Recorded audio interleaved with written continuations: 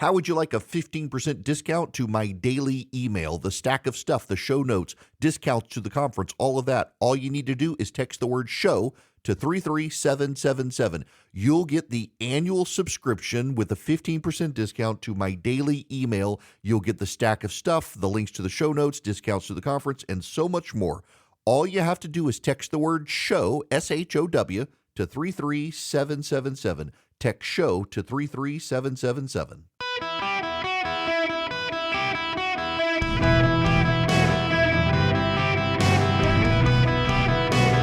Welcome to the Eric Erickson Show podcast, Hour 3. My fellow Americans, greeting. It's Eric Erickson here across the nation. The phone number, 877-973-7425, should you wish to be on the program. I actually want to start this hour with a couple of phone calls from folks who have been waiting patiently before I move on and dramatically shift topics to something else. Don't want to keep them waiting for my shift in topics, particularly because Brian is so relevant to the phone call we had earlier in the program to Antonio's phone call. It just makes sense to go straight to him. Brian, welcome to the Eric Erickson Show. How are you?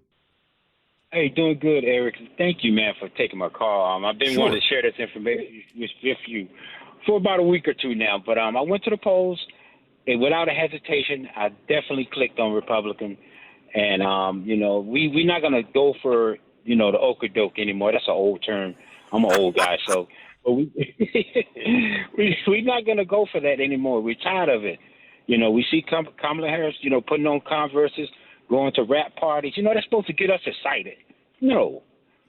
I tell everybody all the time, if you don't like Trump, look at his policies. I look at his policies, not him. Most black people are conservatives. They don't know it, but they are.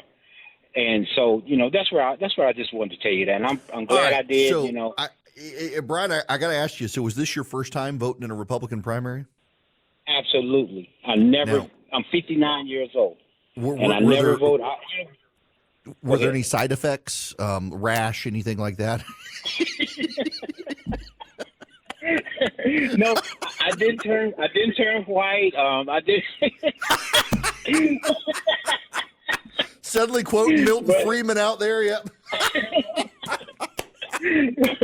But if you let my friends, they are bug wild at me right now. I'm not invited to anything. They like, because I debate them all the time. So I'm like, hey, that's fine. Hey, that's fine. I'll sit down, listen to the radio, I'll listen to Eric, and he'll be my friend from now on. Yeah, I will be your friend. Now listen, I will tell you, when you start voting in the Republican primaries, then you all of a sudden will someday find yourself arguing with people over whether Whataburger or In-N-Out has the best hamburger. And things like that. So you got to be careful that there are symptoms and side effects for voting Republican, but that's okay. One of them is freedom, and that's the best one. Exactly. God bless you, brother, for calling in. Together. Hey, no problem. Thank you. And I'm listening to you, man. I'm listening to you all the time.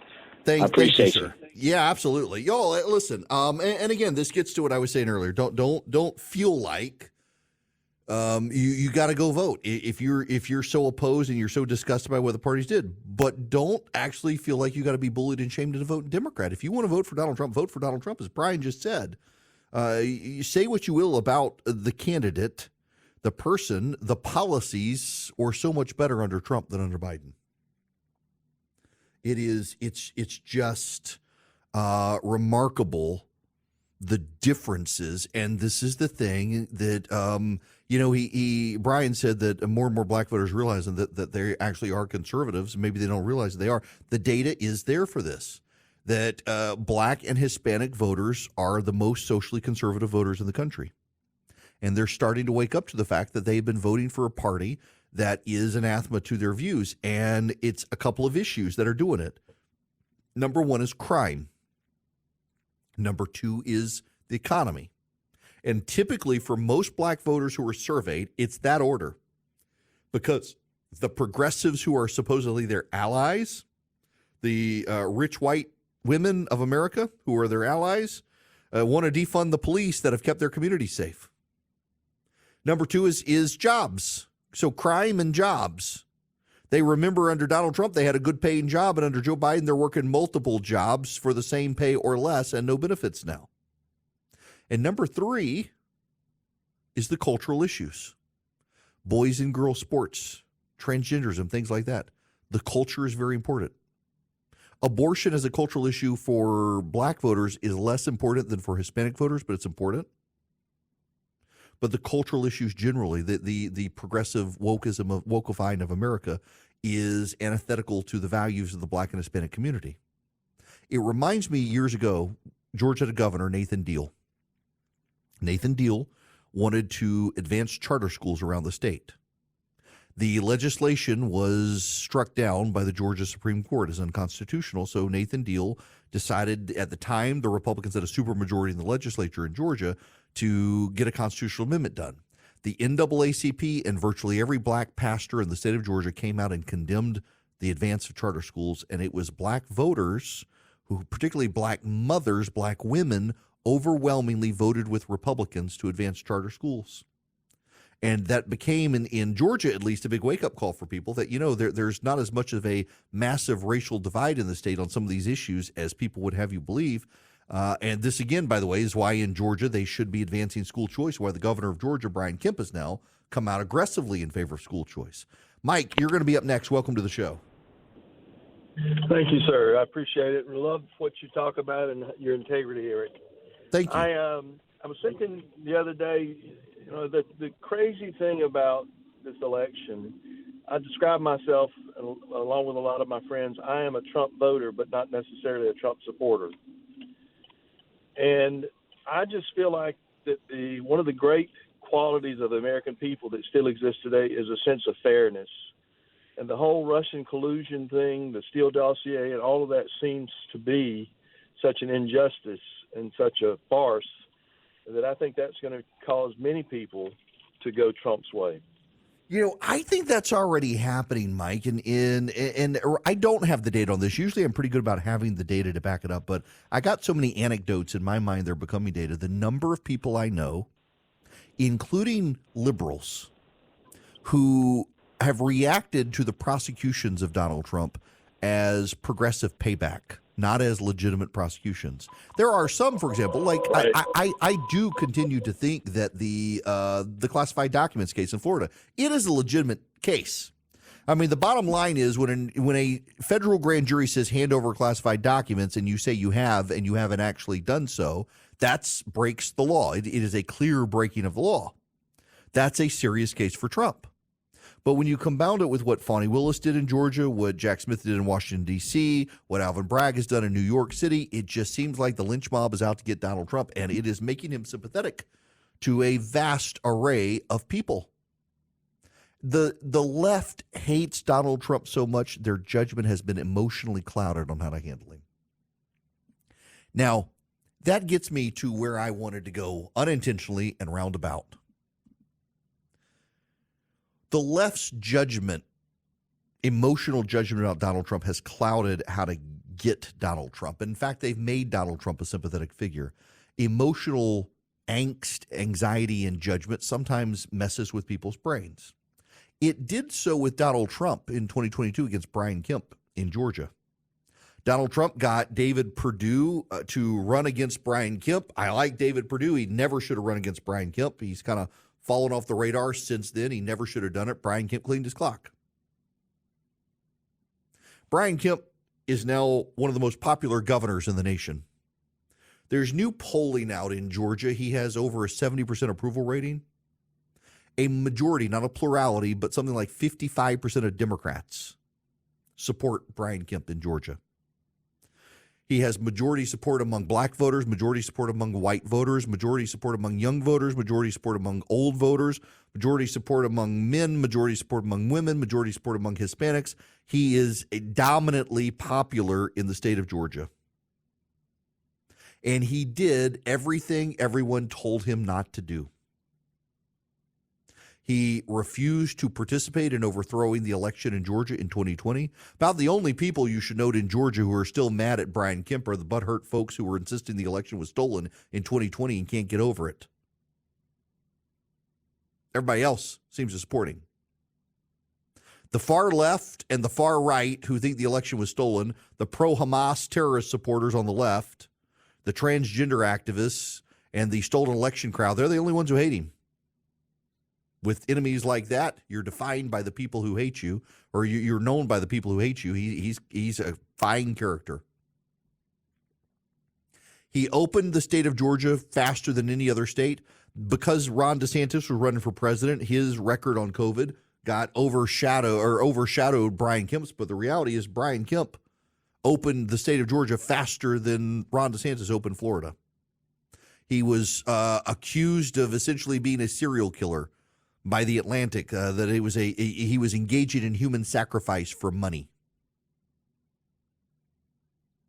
He passed constitutional carry in the state of Georgia, pushed the legislature to do it, and they passed it. And even Democrats like the ability to keep and bear arms in the state of Georgia.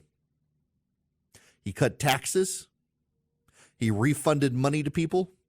He balanced the budget, and now he's championing school choice. He is the most popular, dominant figure in the state of Georgia. And he did it by being conservative, by being pro-business, by being your standard Republican candidate with a conservative cultural bent. And even the Democrats in Georgia have been attracted to it because there's no drama there. He's not out being flashy. He's not out trying to get headlines. He's got his as he would say, he just keeps on chopping. That's his phrase. He keeps on chopping. His nose to the ground, nose to the grindstone, and he's just working. And look at this. There's a path forward for other Republicans, particularly Republicans who are on Donald Trump's bad side. Donald Trump spent a lot of money. In fact, spent more money trying to oust Brian Kemp from office than he spent pretty much for anybody else until Ron DeSantis decided to run for president. And Trump lost to Brian Kemp. And Brian Kemp never said a bad thing about Donald Trump on the campaign trail. He found the way forward for Republicans who are on the bad side of Donald Trump. He never attacked Donald Trump. He focused on his own record. People should have paid attention in national politics to how Kemp handled this. But it's worth noting that the governor of my state is now one of the most popular governors in the nation. And he's done so by advancing a conservative agenda, not a Republican agenda, a conservative agenda.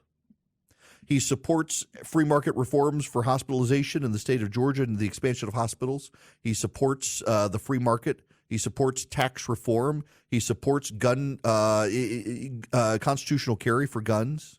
He supports school choice. You go down the list of things that conservative voters want. Check, check, check, check, check, check, check. About the only thing the free market conservatives have a criticism of Brian Kemp is he's been very good in the state to attract business by giving special deals to companies coming in from out of state. This Rivian deal in the state of Georgia to build a battery power plant. Hyundai's building one down in South Georgia. But you know what's different? So for those of you who don't live in the state, I realize I've got a lot of stations around the country now, but let me explain to you that south of Atlanta, the further south of Atlanta to go, the less you see. You'll get into some urban, suburban areas, and you'll have these distribution hubs that pay minimum wage for people to ship goods. Amazon has one near me, and I live in Middle Georgia. The distribution centers are everywhere, and they're not high-wage jobs. What Kemp has done, in addition to supporting expanding rural internet spread to rural parts of the state where people may want to commute to the cities to work, he's found good-paying jobs, not just distribution facilities. Hyundai's building a big electric car battery plant. It is massive. You drive down I-16. He's worked with the Georgia Power to build big solar farms around the state, so they're not doing a switching from fossil fuel to solar power. They're doing an all-of-the-above power plant in the state of Georgia. And the fact is, Georgia now has a nuclear power plant. It's the most reliable power grid in the southeast, let alone the nation, because it does anything and everything. They do nuclear, fossil, hydro, solar, wind. It's all in the power grid in Georgia now. A lot of these are initiatives he rolled out, and they're just frankly common sense. You know, the other day, Donald Trump was on CNBC. He said, "I'm not a conservative. I got common sense." Well, I think conservatism is common sense. Brian Kemp is a common sense conservative. And the result is a 70-some-odd% approval rating, including a majority of Democrats liking the guy because he didn't cause any drama. He didn't seek any headlines. He just got the job done. And jobs are coming to Georgia as a result, and people like it. There's a lesson there for every other state and every other governor. Do the job, do it right, do it well, do it conservatively, and you win. Welcome. It is Eric Erickson here. Let's go back to the phones. I'm sensing a trend today. Sheila, welcome to the show. How are you? Hello, how are you, Eric? First, prayers for your wife, Thank you. always. My husband and I rail almost every day at the behavior of Donald Trump. Now, we voted for him.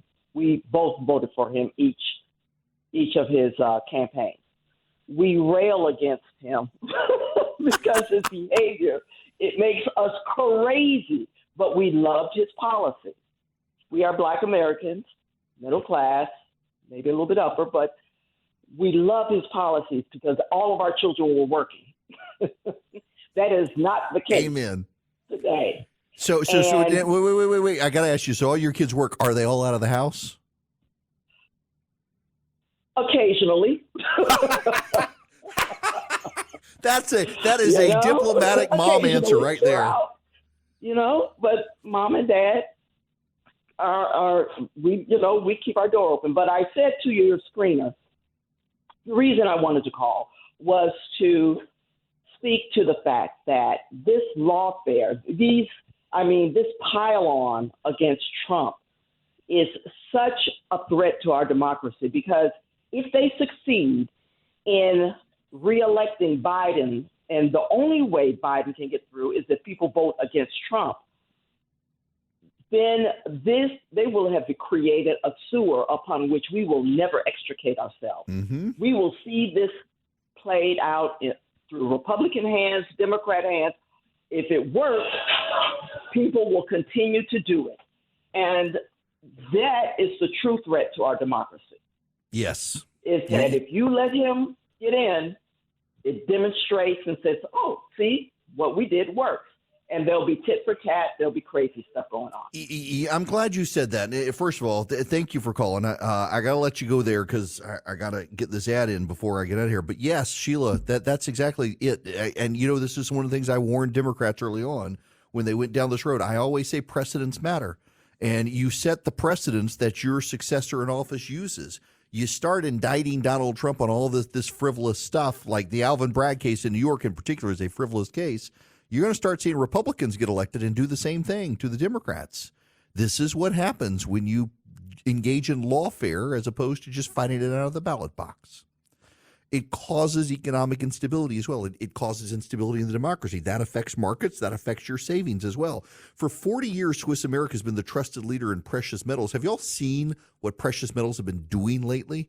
With the economic turmoil in China, with the economic turmoil here, gold and silver have just been going up because people know that sometimes you got to protect your assets in something more stable than the stock market. And Swiss America right now is offering you guys beautiful Walking Liberty $half at an amazing low price, $13.50 each delivered, limit 250 coins per customer while supplies last. They're gorgeous coins. They're great gifts as well for $13.50. They're silver coins. To get this amazing deal, call or text my name, Eric, to 800-289-2646 or visit SwissAmerica.com/Eric. If you mention me when you call or text 800-289-2646, you get this Walking Liberty $half deal, or go to SwissAmerica.com/Eric. Message and data rates may apply. Welcome back. It is Eric Erickson here across the fruited plain. The phone number, 877-973-7425. Should you wish to be on the program, I want to talk about something across the pond. There's a report in Sky News that's getting a lot of attention on the series of tubes known as the internet. Children will no longer be prescribed puberty blockers at gender identity clinics. The National Health Service of England has confirmed puberty blockers, which pause the physical changes of puberty, such as breast development or facial hair, will now only be available to children as part of clinical research trials. The government said it welcomed the landmark decision, adding it would help ensure care is based on evidence and it is in the best interest of the child. It follows a public consultation on the issue and an interim policy, and comes after NHS England commissioned an independent review of gender identity services for children under 18 in 2020. The review followed a sharp rise in referrals to the Gender Identity Development Service, a specialized service for young people who experience difficulties in the development of their gender identity, run by the Tavistock and Portman NHS Foundation Trust, which is closing at the end of March after repeated scrutiny. Dr. Hilary Cass, who led the review, published an interim report in 2022 saying there was a need to move away from one unit and recommended regional options. She also said there was a lack of long-term evidence on what happens to young people prescribed blockers, adding that the organization had not gathered routine and consistent data, meaning it was not possible to accurately track the outcomes and pathways that children and young people take through the service. The NHS said children attending the clinics will be supported by experts in neurodiversity, pediatrics, and mental health, resulting in a holistic approach.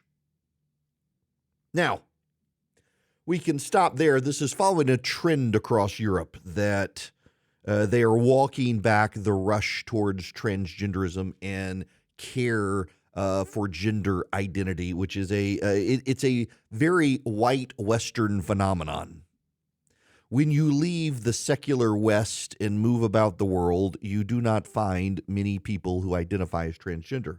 And what the NHS and others in Europe have found is, one, there seems to be a connection between kids who are autistic and those who are pushing gender identity, so that autistic kids are preyed upon and vulnerable and have their gender identity changed. And let's be real honest, you want my personal hot take on this? Just as there is an effort around the world to abort babies with Down syndrome, I don't think it's a coincidence that children who have autism are pushed by progressive activists to become transgender and sterilize themselves. I don't think it's a coincidence at all.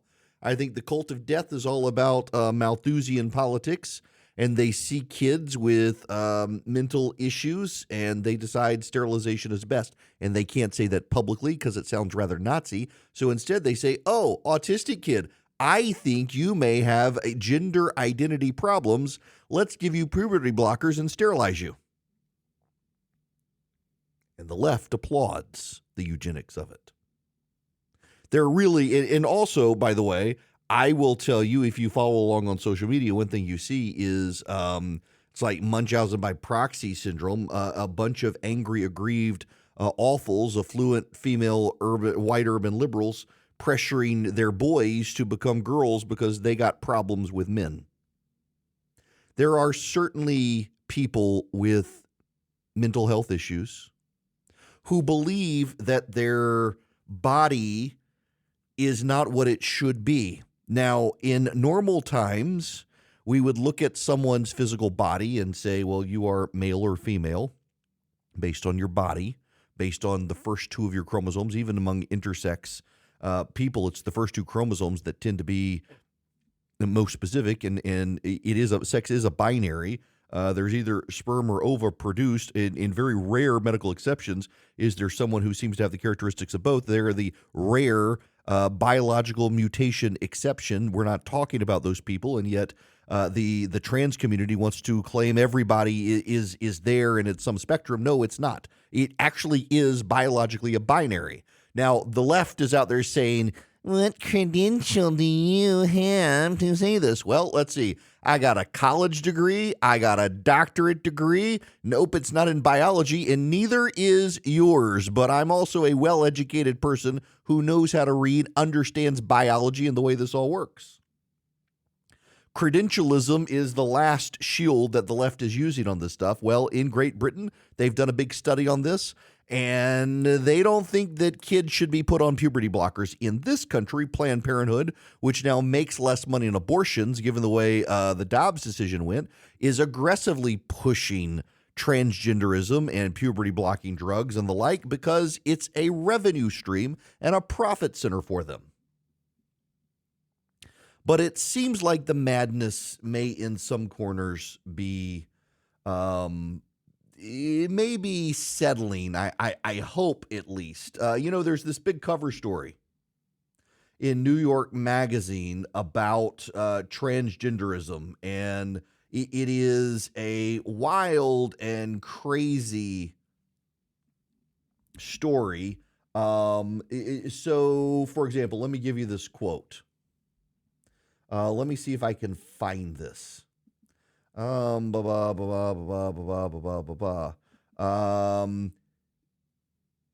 where is the quote now? I can't find it, and I read it earlier. That essentially, I'm word searching. Yes, here we go. Here we go.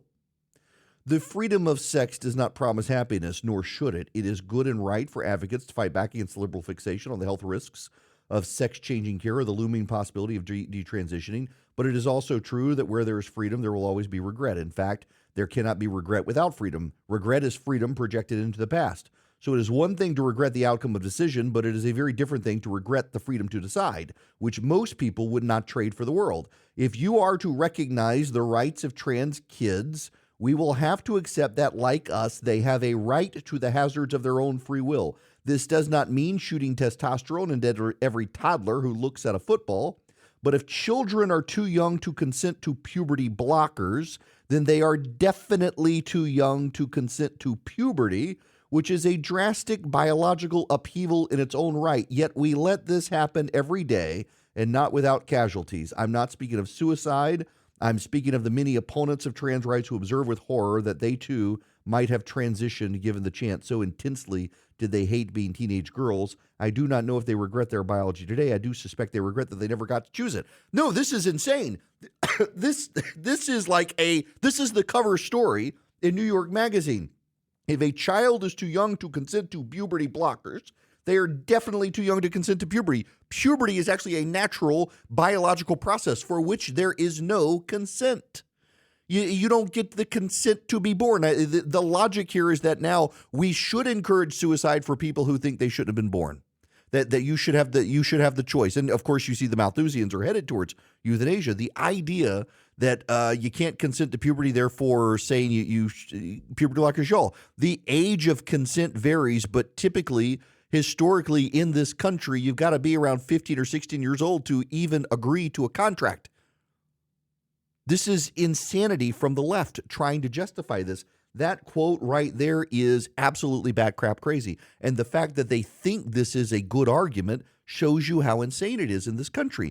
It is a profit center, and it's also something that the white elite in this country believe in, and I assure you it has everything to do with Malthusianism. Malthus, you will recall, was someone who believed the planet was going to be overpopulated and resources were going to dwindle. We were going to have destruction of the world and mass starvation. They have remained, and they are big advocates of sterilization and eugenics.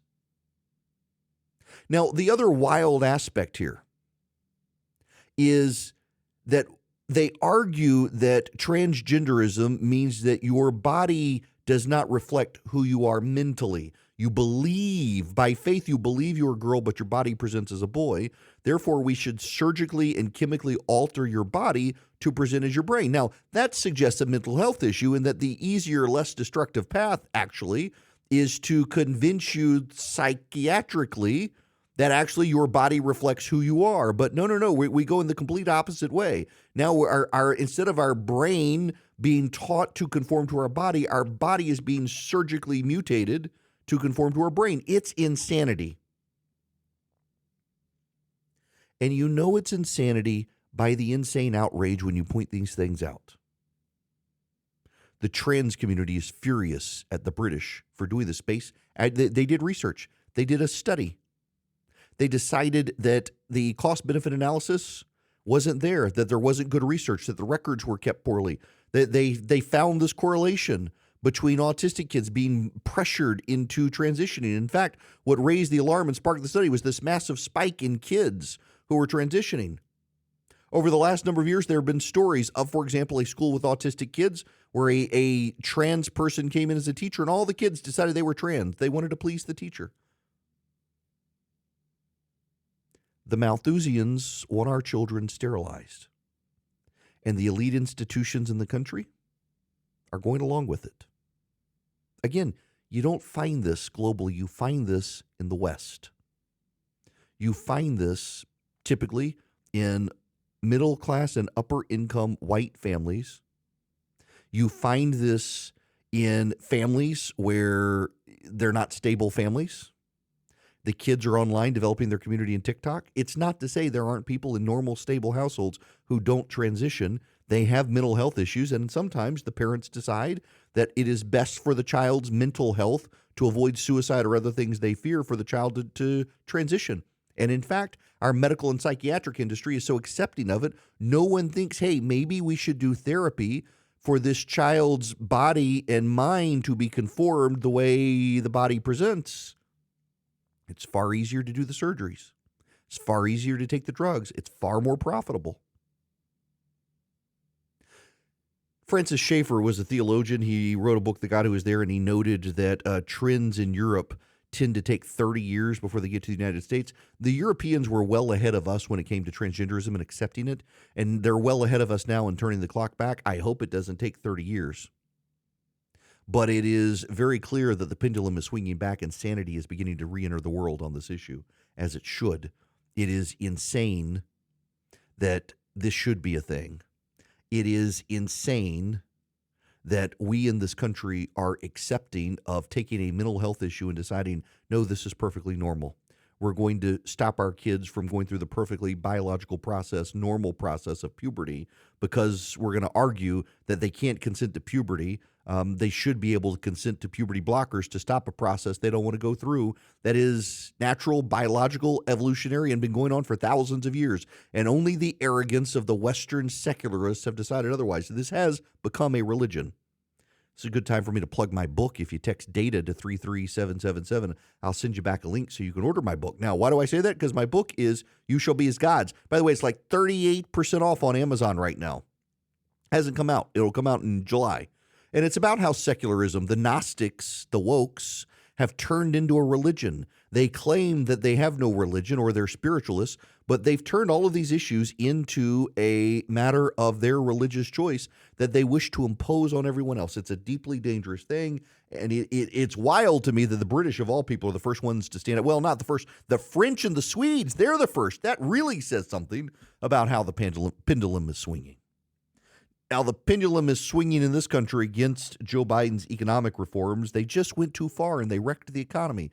Larry Summers told them they were going to spark inflation, and they still to this day deny it. But Americans for Prosperity has bought the website, Bidenomics.com, and they want you to go check out their website and their work. I cannot believe, I've been saying this all week, I cannot believe the Democrats who wrapped Joe Biden in Bidenomics as a term, that they have not bought the website. But they didn't buy the website. So Americans for Prosperity did. God bless them for doing it. You can go to Bidenomics.com.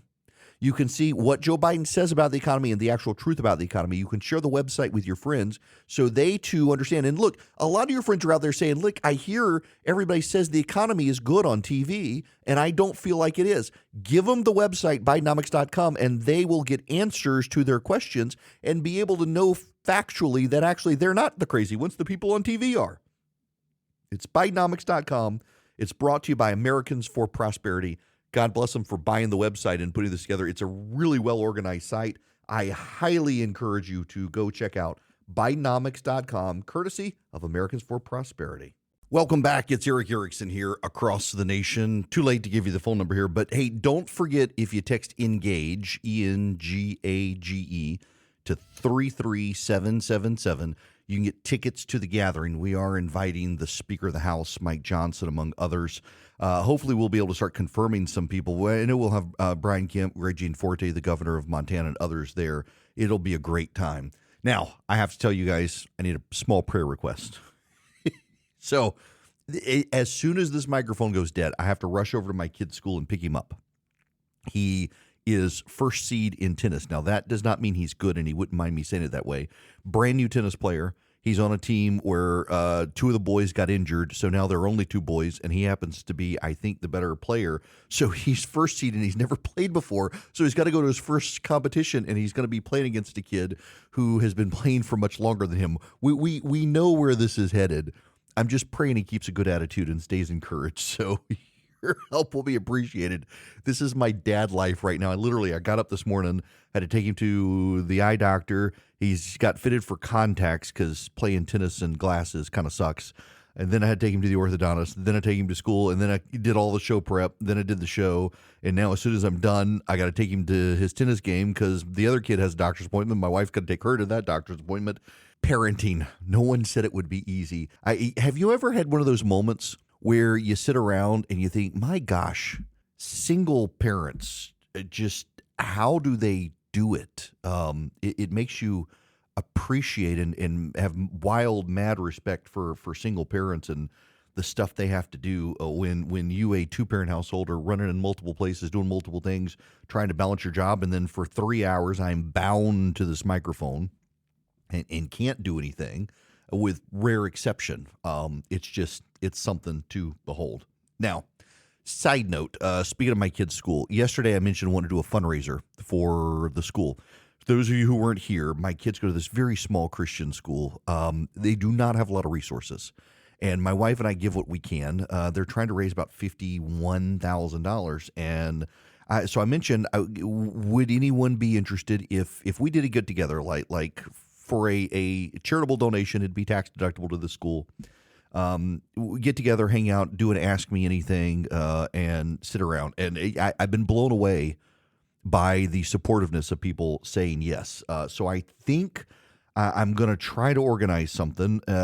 Stay tuned for details. It's going to be in Atlanta because, I mean, that's where we are. And just the backstory here. So my kids it's a classical Christian education school. They went to one of those very wealthy private schools for a while and had issues that I have talked about. We need not relitigate here. And we wound up putting them in the school. And it's very small. It is for, you have to be interviewed about your faith. The parents do. You have to be regular churchgoers to be able to go to the school.